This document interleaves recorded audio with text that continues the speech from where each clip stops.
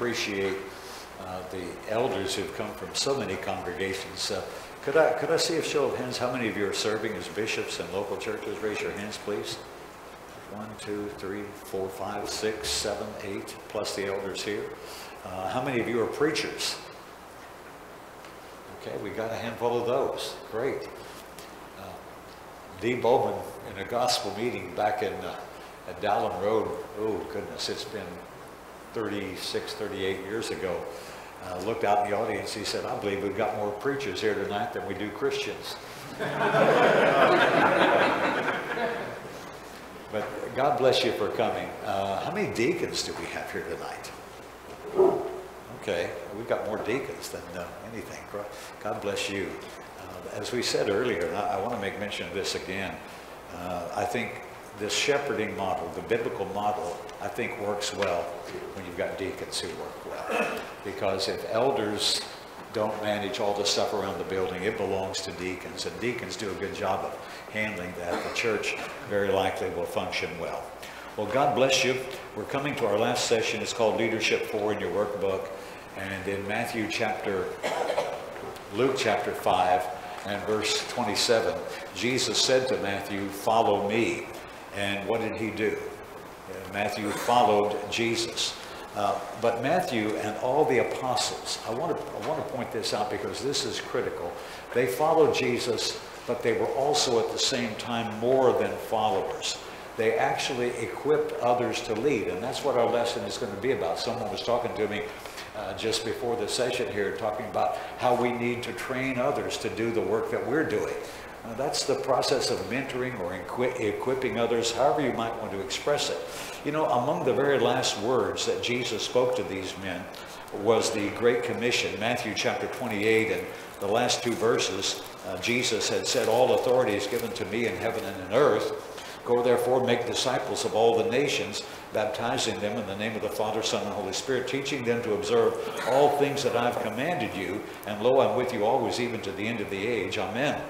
And in looking at this, one of the things that Jesus had commanded was for them to go out and to prepare others to do the kind of work that he had given them to do. And these disciples obeyed Jesus. They went out into the world and they preached the gospel, and they were very successful in impacting the world for him. But what is it that caused them to be successful? That's what we're going to look at in our lesson here. And I want to talk about what Jesus did. Jesus, for 3.5 years, is training these men to do the work when he's gone. And if Jesus had come into the world just to gain followers, you might say he didn't do very well, because when he ascended back to heaven, he only had about 120 who seemed to be loyal to him. Instead, Jesus concentrated on training a few men to do his work after he left the earth. And I've got just a few scriptures listed there that I want to look at very briefly. Matthew chapter 10, just a couple of verses out of Matthew 10, then a couple of verses out of John chapter 17. But in Matthew chapter 10 and verse 16, listen what Jesus said. He said, behold, I send you out as sheep in the midst of wolves. Therefore be wise as serpents, harmless as doves. And he went on to say more about what they would encounter. Now, this was what we sometimes call the limited commission. He sent out 12, then later he sent out 70 others, just a little bit after this. But what was he doing here? What's he doing when he says, I send you out as sheep in the midst of wolves? He's preparing them for what they're going to encounter, isn't he? He's getting them ready, telling them, here's what you're going to see. And not just on this limited commission, but when you go out on the go into all the world, it's going to be even more of the same. Notice here in Matthew chapter 10, verse 27, Jesus said, whatever I tell you in the dark, speak in the light, and what you hear in the ear, preach on the housetops. And so again, he's preparing them for when they go out to proclaim the message to others. I'm slipping over to John chapter 17. And this, of course, is the night before Jesus died. He's praying this prayer. But notice what he prayed in verse 14. John 17:14. He says to the Father, I have given them your word, and the world has hated them because they are not of the world, just as I am not of the world.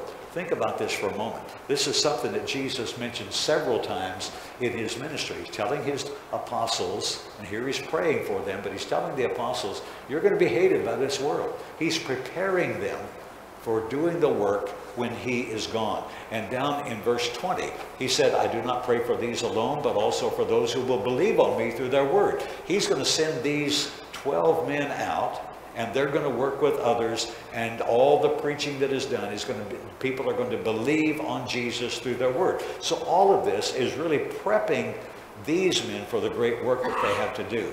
3.5 years then, Jesus is consumed with equipping these men for the greatest task of all time. And it was only after these years of training that he sent them out.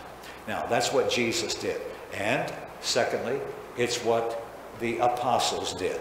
You look at Peter, Paul, James, and John. They taught thousands to follow Jesus. And they were involved in something that was just as significant.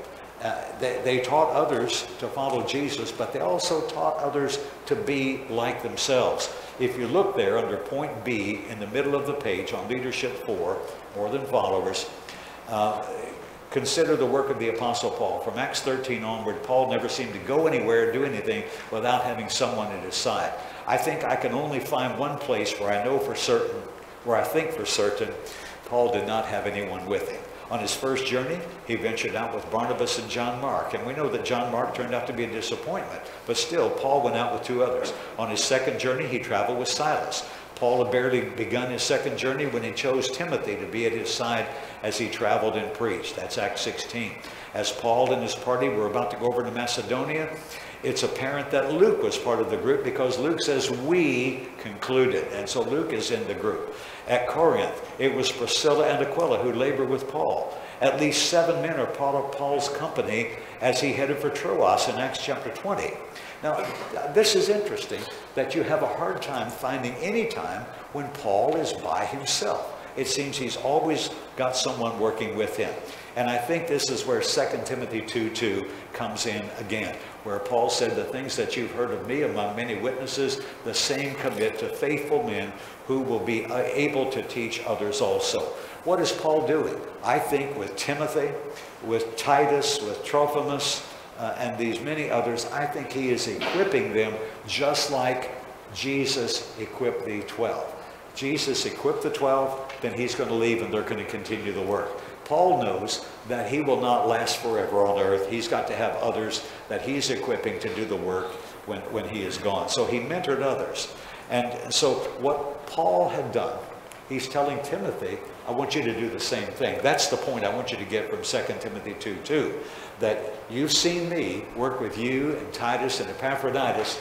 Now you do the same kind of thing. You train others to do the work. And so it's what Jesus did, it's what the apostles did, and thirdly, this is what we must do.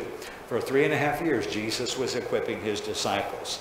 And for more than 20 years, Paul equipped and trained others to do God's work.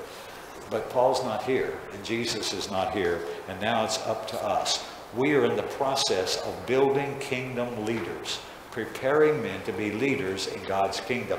We noted in our last session the text in Ephesians 4:11 and 12, where there the apostle talked about these teaching ministries that are given for the equipping of the saints for the work of ministry, to equip the saints for the work of ministry. That's why we say up at the top here that we're talking about equipping others to lead. We are more than followers of Jesus. Yes, we are followers, but we're more than followers because we've got to prepare others to do that. How many of you in the past 5 years have taught a Bible class? Raise your hand if you've taught a Bible class. We got more than 90%. Thank you. Now here's my question. Are you teaching someone else how to teach a Bible class? You don't have to raise your hand on that, but that's what we need to be engaged in. We need to be mentoring others to take our place. And not just to take our place, but you are one worker, and if you can teach 2 others to do what you are doing, now we've got 3 workers. And it's true that someday you'll be gone, but whether you're gone or not, for now we have 3 workers instead of 1. And that's how the kingdom grows, by us equipping others to do the work. How many preachers do we have here? Even if you preach part-time, how many do we have? Okay, we've got a good number, more than a dozen preachers in the room. Who are you instructing? Who are you helping to learn to do the kind of work that you're doing? Or maybe you're not a preacher, but maybe you're pretty decent at doing evangelism, maybe home Bible studies. You know, one of the best things you can do is take people with you. When I moved to Texas 40 years ago, I saw people who wanted to do evangelism. I learned that before I ever moved to Texas. But they seemed not to know how to get started. And so right after I moved, I picked up a corps of about 6 men. And every time I go and do a home Bible study, I call one of these men and say, who wants to go with me? And I get someone to go with me. And I have to tell you an interesting story. The year was, I think, 1984. Yeah, 1984. We just baptized a man named Wesley Pollard, a black man. And he learned the truth, obeyed the truth, and he'd been a Christian just a few weeks. And I'd gotten a phone call on the radio that particular day. It was on a Wednesday. I'd gotten a phone call on the radio, and the lady had told me that she was Catholic. And she said, every Thursday night, I have a Bible study in my home for the neighborhood kids. And I said, how many kids do you have? She said, between 15 and 25. And she said, I've taught them everything I know, but I have to tell you, I don't know very much. Do you have any material that you could give me that would help me teach? And I said, well, I will talk with you after we're off the air. That way I could get her name and number, because we don't give names and numbers on the air. Anyway, she called me right after the program and said, well, I'm the lady who talked to you on the radio. Her name was Pat. And she said, what can you do to help me? I said, well, if you're teaching a Bible study, you've got that many kids, how about if I come to your house tomorrow night and we have a study? And I'll be happy to teach the kids, and we can study anything you want to talk about. And she said, what? You would come to my house and help teach? And she thought that was a great deal. Well, Wednesday night, that night, I said, look, I'm going down to Port Arthur. I'm going to be teaching. I need at least 2 other Christians to go with me in this. And so I've got Wesley Pollard, who'd just been baptized. And I've got his cousin Leonard. And Wesley said to Leonard, raise your hand, raise your hand. He's looking for something, raise your hand. And Leonard wouldn't raise his hand. And then Wesley reached over, grabbed Leonard's hand, and held his hand up for him, okay? Now, when I saw that happen, I thought, you know, there may be something going here that's good. Here's someone who is eager to do evangelism. And so, we're driving down to Port Arthur. It takes us 25 minutes or so to get there. And I said, okay, guys, let me tell you the deal. We're going to play Bible roles tonight. I am Paul, and Wesley, you are Timothy, and Leonard, you are Titus. You're going along with me to learn. I'm going to show you something about how to do evangelism, how to teach a home Bible study. Well, we got there, and Timothy kept forgetting that he was not Paul, because I'm Paul. And it was an interesting study. We had about 20 kids that night and taught them a Bible lesson, and it took about 45 minutes, and it went really well. As we're getting ready to leave, this lady named Pat, she says, I heard you say something on the radio today about baptism being necessary for salvation. I said, well, that's right. I said, look, would it be okay if I come back next week and we just study that with the kids? And you can learn it too. She said, that would be okay, but what if I die before next week? And so we spent another 2 hours there that night and baptized both of these ladies that night. First time to meet. First time in the home, but baptized both of them. Baptized them at the Imhoff Avenue building in Port Arthur. But prepping others, that's our work. If you can do evangelism, if you're doing home studies, and even if you're doing studies with people that just need to be grounded, they're already Christians, train someone, take someone with you. Don't go off by yourself. It's okay to go by yourself, I guess, but there is a need for more workers. We read that passage a little while ago from Matthew chapter 9, where Jesus said, the harvest is plentiful, but what?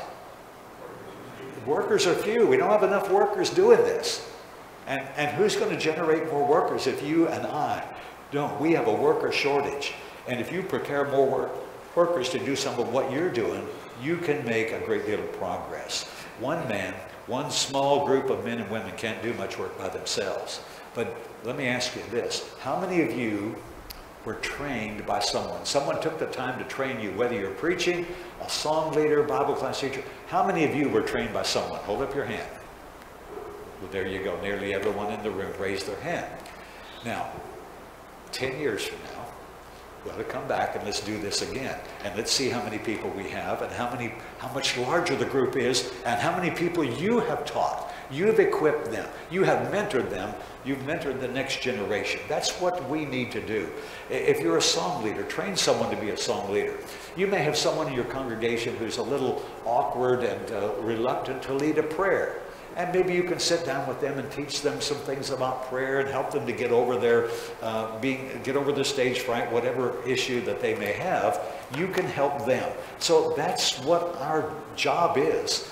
We not only serve Jesus in our particular area, but we serve him by training others to do the same. That's what Jesus did, what the apostles did, and now it's what we must do. And so, equippers, notice equipping others to lead. Equippers impact the future. Whatever the church is today, you can't count on things just going on as they are without you doing something. So what do you want the church to be like 10 years from now? This congregation, think just in terms of if you're a member here. What do you want people in this church to be able to do? What do you want men to be able to accomplish today that they're not doing today, that they're not doing right now? But what do you want them to accomplish and be able to do 10 years from now?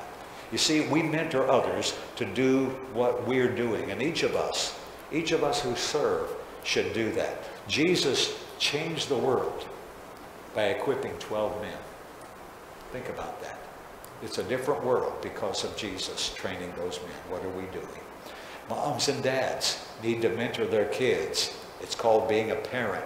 You know what the scripture says in Ephesians. And this, there are few assignments in life that are more important than what you read about in Ephesians chapter 6, where the apostle said in verse 1, children, obey your parents in the Lord, for this is right. Okay, that's what your kids are supposed to do. Honor your father and mother. First commandment was promised that it may be well with you and you may live long on the earth. That's what your kids are supposed to do. Now, you fathers, do not provoke your children to wrath, but bring them up in the training and admonition of the Lord. There you go. That's parents, that's dads, mentoring their own kids and bringing them up in the way of God. It's a wonderful thing to be a dad. And it's a wonderful thing to be a dad who raises his kids in the nurture and admonition of the Lord. Leaders do that. They do it in the home. They do it in the church. And for those of you who serve as elders, one of the best ways of training men to become elders is find out training classes, have special sessions like this. One of the best things you can do, though, is when you're going out to visit that family that's having some problems, take someone with you. Make sure it's okay when you say, hey, I'm coming to visit you tonight, and I'd like to bring this brother along. And help him to see from the inside what it's like to be an elder and some of the challenges that we face. Elders are involved in replicating themselves. They are leaders who lead others to be shepherds. You know why some churches today have no elders? They used to have elders, but don't have them any longer. You know why? Because that generation, past generation, did not equip men for the office. And sometimes it's just like, who did Moses mentor? Joshua. And when Moses died, Joshua was ready there to step in and take his place. When Joshua died, within a couple generations, things fell apart. And the mentoring process seemed to have not carried on like it should have. Well, let's talk about what Jesus did. And as he mentored the 12, and I'm going to give you about 8 points here, 7 or 8 points. And I want you to see how Jesus planned beyond the present. And this is part of the vision, casting the vision. We need to think in terms of what do I want to accomplish in my life? And in thinking about the future, what can I do to affect future generations? Okay? And so Jesus thought long term. And he chose these 12 men. And here are 7 things that he did as he mentored his disciples. These are very simple things, but we need to recognize each of them. First of all, he saw their potential. He didn't see just what they were. I mean, when you look at the Apostle Peter, what was the Apostle Peter when Jesus first met him, encountered him? Tell me about the Apostle Peter. Okay, he's a fisherman, impetuous. impetuous. What is it? He could be arrogant. He wants to argue against Jesus. See, Peter's got all kinds of flaws. And, you know, if you were looking for apostles, you'd spend a couple days with Peter and say, okay, let's mark him off the list. He's not one we want. But what Jesus saw was their potential. He saw the potential of the apostle Peter, saw what he could become. And Jesus took men who were deeply flawed and changed them by his life and by his teaching. And I was talking to someone just a few days ago about two of the apostles. Who are the two most unlikely apostles? They're not ones that we give much attention to, but who do you think would be the two most unlikely men to put together? Who? Simon the Zealot and Matthew the tax collector. Here's a guy that works for the Roman government, collecting taxes from the Jews, and here's a guy that's going to overthrow the Roman government, the Zealot. And somehow these guys, Jesus is able to bring them together as part of his crew, the 12 apostles. And I think he was able to do that because he taught them that there was something greater than themselves, something more than their earthly ambitions.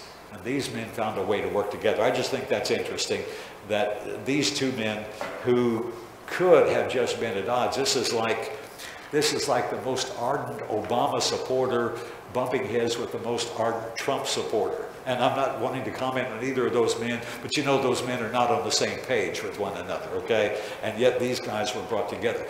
And Jesus was able to bring them together and train them to work together because he saw their potential. Secondly, he focused on the best potential leaders. Jesus didn't try to make everyone an apostle. Why not? Why didn't he just say, hey, I got 120 of you here, let's make all of you apostles? Yeah, they wouldn't all be qualified, would they? And I think there's a lesson to be learned here. First of all, when you look at a young man, you may say, I think this guy has potential. There's a work that he can maybe do. He can't do it now, but I think I can train him. Okay, I'm going to work with his potential. But secondly, I'm not going to try to train this young man to do something he is incapable of doing. I have been to several singing schools. I've been a Christian for almost 50 years, been preaching for 48 years, and no one has been able to teach Max how to lead singing. And it is a futile effort. There have been a few who've tried and they said, okay, I give up. I am not going to be a song leader. And it is a waste of time to try to make me a song leader, okay? We need to be able to see what potential a person has and focus on that. You know, some small congregations, and I appreciate the sympathy, they want every man to be able to do every job in the congregation. And sometimes they're pushing guys into doing things that the young men or older men even are not capable of doing, and it doesn't work out well. You know, let's play to people's strengths. Let's see where they have potential, and then let's develop that. Not everyone would make an apostle. Jesus focused on the best potential leaders. But look at this. He was patient with those that he trained. And he had to be. Why? Why did Jesus have to be patient with people like Peter? Or even like James and John. James and John are a case all themselves. You know, the Apostle John turns out to be a wonderful man. He evidently outlived all the other apostles. James, his brother, was among the first of the apostles to be martyred. But James and John are a real case. Why? Well, Mom comes along and says to Jesus, Jesus, you know my boys, James and John. I think one of them should be number one in your kingdom, number two. One sit on your right hand, the other on your left. How does that sound? And what kind of, what did that cause? Disagreement and dissension among the others. That James and John and their mother has the arrogance to try to get them promoted to the number one spot. Jesus had to be patient with people like that. And look, how many times did the Apostle Peter come short of Jesus' expectations? But Jesus didn't give up on him. Even in Matthew 16, when Jesus asked him, who do men say that I am? And Well, some say you're John the Baptist or Elijah or one of the prophets. Who do you say that I am? And Peter said, you're the Christ, the Son of the living God. One of the greatest statements ever to come from the mouth of a human. You are the Christ, the Son of the living God. And it seems like 5 minutes later, he's arguing with Jesus when Jesus says, look, I'm going to Jerusalem. I'm going to suffer many things of the scribes and the chief priests there, and I'm going to be put to death, and I'm going to be raised from the dead on the third day. Peter says, no, you're not. That's not going to happen. You know that. And Jesus says, get behind me, Satan. But even with that, with Peter trying to rebuke Jesus, Jesus didn't give up on him. And I think we need to be patient and not give up quickly on people. Fourthly, Jesus treated them as individuals. He gave the apostles individual counseling and guidance. And when individuals had questions to ask of Jesus, he answered their questions. In John chapter 14, this is, again, the night before Jesus died. In John chapter 14 and verses 5 through 9, Jesus has explained that he's going away. And Thomas said to him, Lord, we don't know where you're going. How can we know the way? And Jesus said to him, I'm the way, the truth, and the life. No one comes to the Father except through me. If you had known me, you would have known my Father also. And from now on, you know him and have seen him. Philip said to him, Lord, show us the Father, and it is sufficient for us. And Jesus said to him, have I been so long with you, and yet you have not known me, Philip? He who has seen me has seen the Father. So how can you say, show us the Father? And when you look at this, he realizes that these men that he's trying to train, they're all individuals. Some have a question about this, some a question about that. And Jesus is taking the time to work with them as individuals. And it wasn't just these 12 apostles. Look at the time that he spends with others, just in the Gospel of John. Who else did Jesus spend time with in the Gospel of John? Give me another example.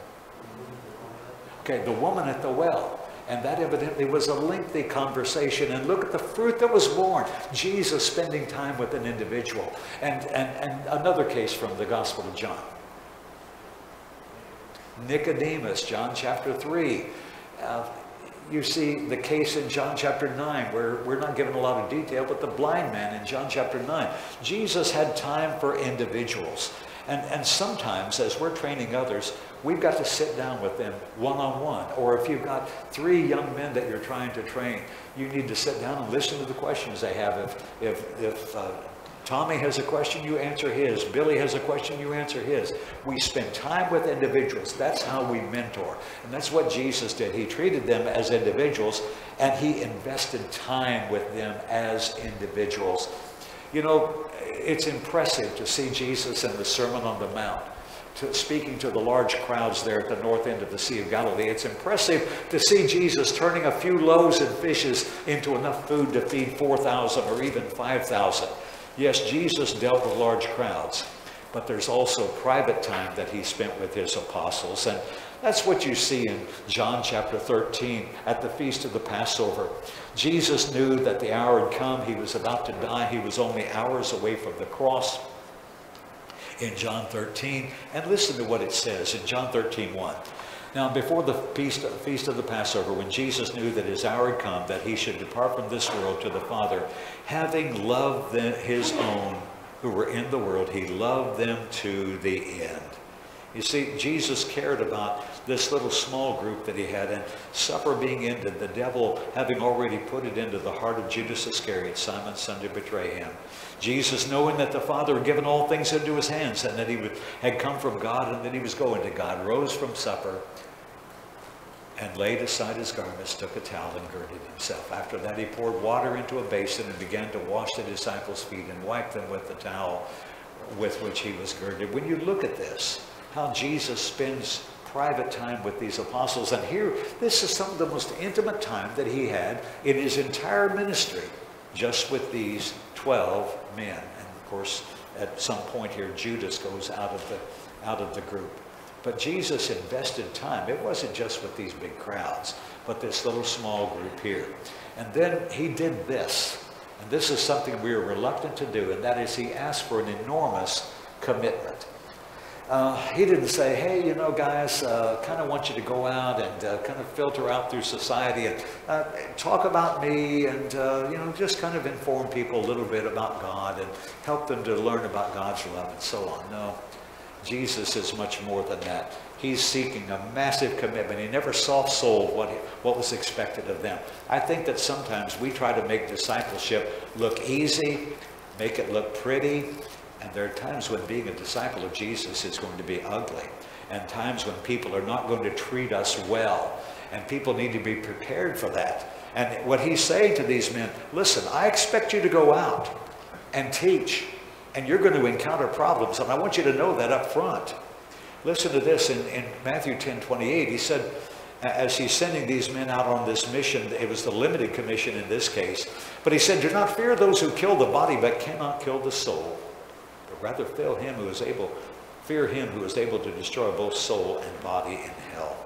And Jesus doesn't say, look, this is going to be something easy. It's going to be something hard. Over in the John chapter 13, chapter 14, he says, listen, I want you to know I'm going to send you out and the world's going to hate you, but know that it hated me first. But I still want you to be my disciples. And I want you to stand up to the world and you continue to proclaim the truth. And then the last point that I would make about Jesus and mentoring is this, that he prepared them to succeed. I don't think Jesus ever believed that he would fail or that his disciples would fail. In fact, there's a passage, it's not in the outline, it's back in Isaiah chapter 42. In Isaiah chapter 42, he's called there the servant in prophecy. In Isaiah chapter 42 and beginning at verse 1, Isaiah, speaking by inspiration, speaks the words from God the Father.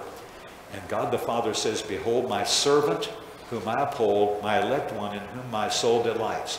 I put my spirit upon him. He will bring forth justice to the Gentiles. He will not cry out nor raise his voice, nor cause his voice to be heard in the street. A bruised reed he will not break. Smoking flax he will not quench. He will bring forth justice for truth. He will not fail. Look at that. He will not fail nor be discouraged till he has established justice in the earth, and the coastland shall wait for his law. By the way, when it says he will not fail nor be discouraged till he's established justice, that doesn't mean he's going to fail afterward, okay?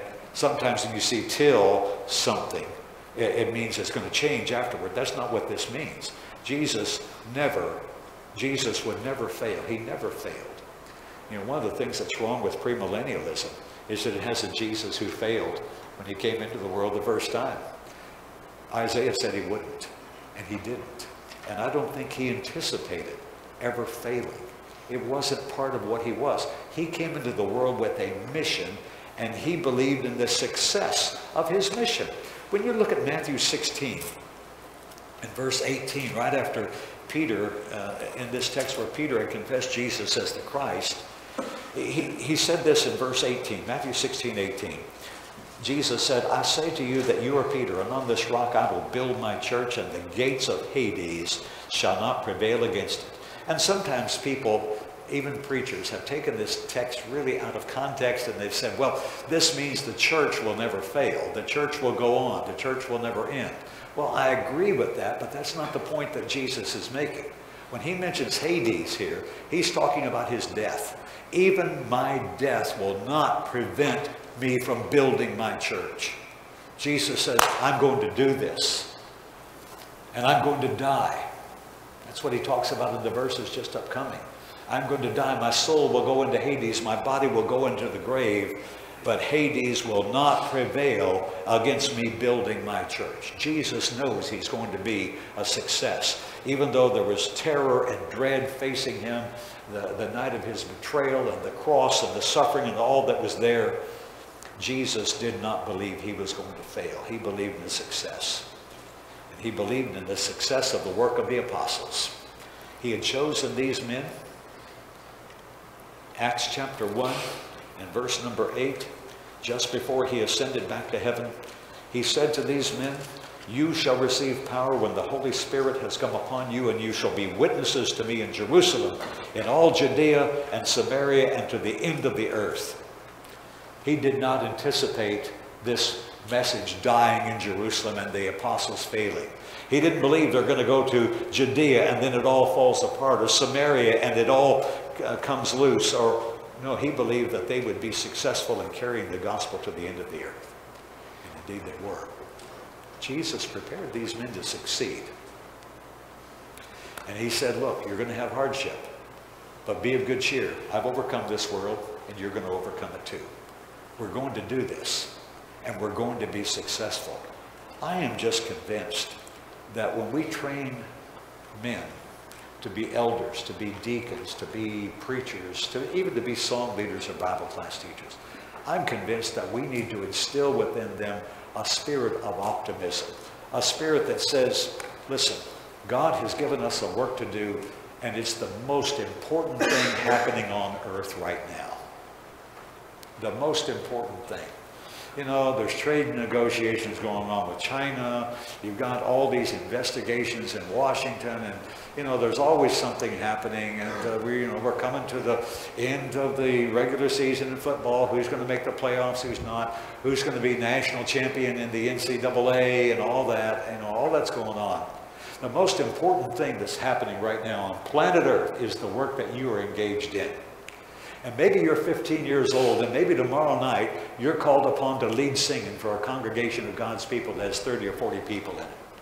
You are engaged in important work. Kingdom work is important work. And I think that sometimes we sell it like it's low on the scale. Well, you know, it's just song leading, whatever. No, what you're doing is important. You're leading God's people in worship. Or maybe sometime this week or in the next month, you're called upon to make a short talk on Wednesday night. You're engaged in important work. This is kingdom work, and we believe in success. We do not believe we're going to fail in this thing. There's going to come a day when we're going to stand before God. And if we have labored for God, giving him our best effort, he's going to say, well done, good and faithful servants. And maybe all you could ever do was to lead a small group in singing. Maybe that was as much as you were capable of. But you did it, and you're like Solomon. Whatever your hand finds to do, you do it with your might. You give your best effort to it. And you believe that you're going to be successful because God wants us to be successful. I noted the passage, I think, this morning from Daniel 2:44. In the days of these kings, the God of heaven will set up a kingdom that will never be destroyed. It will not be left to other people. And it shall stand.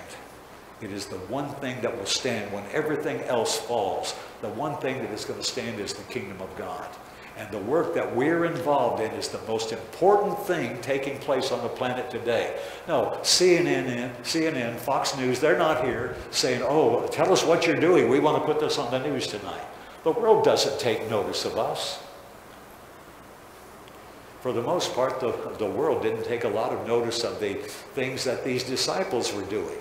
In process of time, they took notice.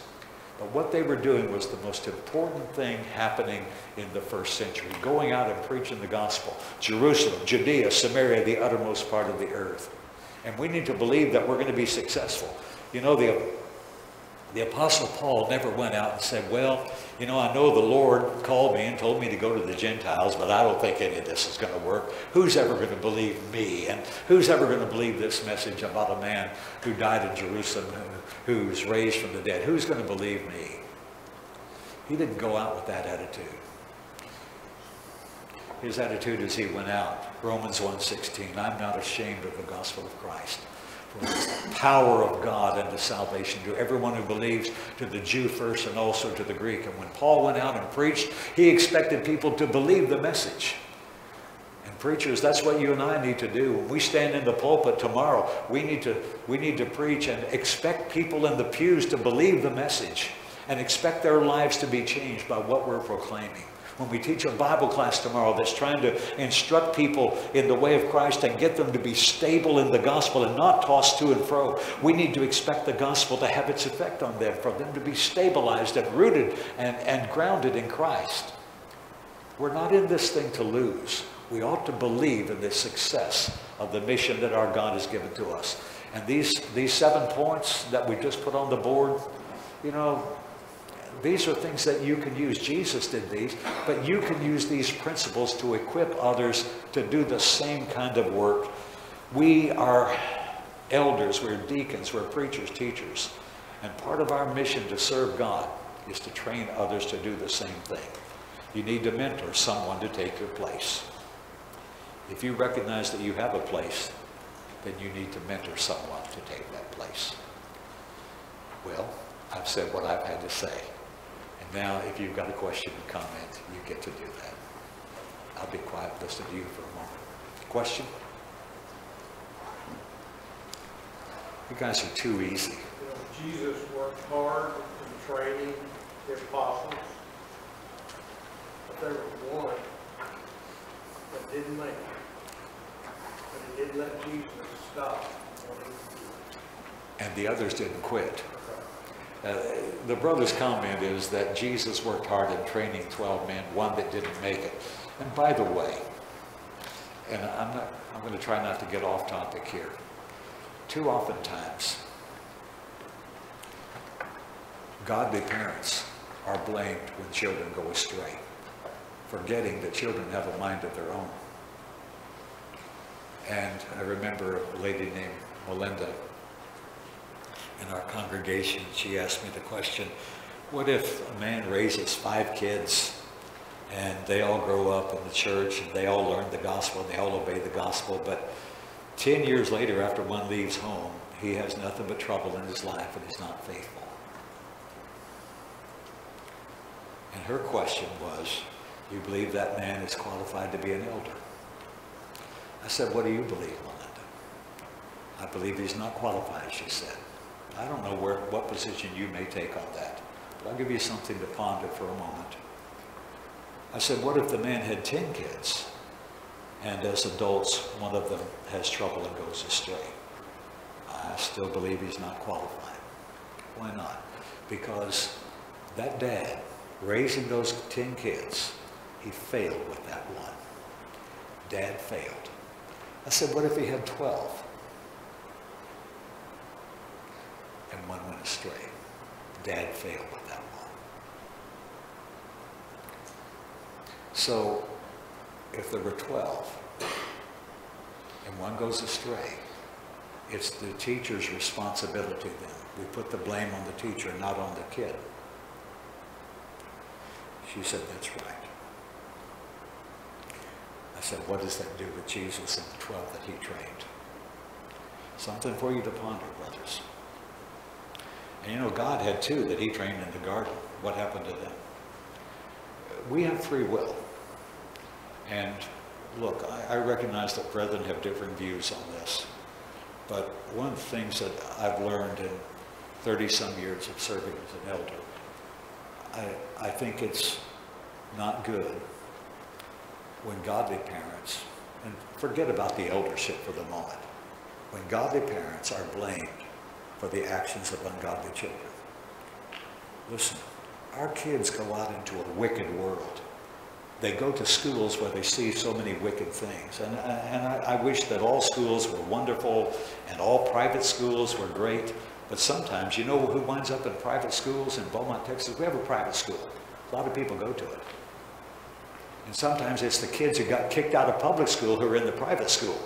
And a parent says, oh, I don't want my kid going to public school because they have too many bad kids over there. So they send them to private school where the kids got kicked out of public school. Now the parents are paying $500 or $600 a month for their kids to go to the private school. One girl told me this, and it stuck with me for years. She's a sweet young girl. She's 16 years old. She was a junior in high school. And she said, if my mother knew what goes on at school, she wouldn't let me go. And sometimes schools are just that bad. I walked the halls of junior high school in Beaumont, Texas. Middle school, what we call middle school. I walked the halls of Amelia Middle School, Marshall Middle School, Vincent Middle School. And I've seen kids there that I thought, you know, this kid weighs 200 pounds and he could deck me in a moment. And a 7th grader, an 8th grader. And I've heard language in the halls that when my kid goes to that school or my grandchild goes to that school, they're being subjected to all of that. And I have to wonder, will my kids survive that? I don't know if they will, but I'm going to do my best. But I recognize that my child, my grandchild, has free will, and they get to make decisions, and their decisions may be terrible. That sometimes happens. Judas made terrible decisions. There was something in his heart that was flawed. Some part of his heart that would not be touched by the tenderness of Jesus and his teaching. But I'm unwilling to blame Jesus for that. There's something for you to ponder. Other questions, comments? We're wrapping up here. Brother Max? Yes, sir. But Jesus was not constrained by qualifications of pursuing through high school. Means they are. Well, we understand. My point is only this. It is only this, that we cannot blame parents for the actions of ungodly kids. When godly parents have raised their children and done the best they know how. And sometimes I ask parents, you know, what could be done differently in this case? And someone says, well, you could always do something differently, you know, but you do the best you can with what you have at the time. And that's all that I know to do. And sometimes our children can be the biggest disappointments that we face in life. And it is heartbreaking to see some of the circumstances that children create in their families. And it hurts a great deal. And yet we understand that a family's influence is important. Children can so impact their parents' influence in the community that you say, you know, I shouldn't be an elder because of the way my kids have acted in this community, the way my son has acted in this community. It has hurt me. It hurts the church. And I don't want to, all I'm saying is, let's not blame godly parents for the actions of ungodly children, because children do have free will. And I've heard people, and these are not good Bible students, but I've heard people say, if a child is raised right, it is impossible for him to go astray. Really? That's teaching once saved, always saved. And I'm not willing to accept that. Yes, sir, you had a point. There's another side of the coin. If he has 5 children and none goes wrong, and the other 4 doesn't, what does that say about it? Well, yeah, we put all the emphasis on the one that goes astray. I understand that. And look, congregations have got to do the best they can in trying to qualify men, and sometimes the actions of family says, no, you can't be an elder. And the same thing can be true of a man's wife. You know, you may have faithful children, and yet a man's wife who has problems that says, this man should not serve as an elder in this church. That can happen. There's any number of things like that. And that's something for a study maybe in another time. Any final question or comment, guys? Final question, final comment?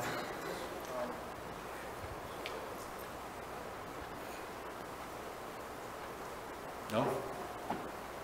This somewhat is perfect to what we were just speaking about. Even though I came in late, fortunately technology allowed me to be engaged while driving, so I didn't miss a word. I'm not sure that's a good thing, but go ahead. You were that guy that everyone was honking at down the street. Okay. We were having a discussion earlier about the challenges that parents, fathers, have with children. This is something even as I was growing up, I did not anticipate the liberalism that is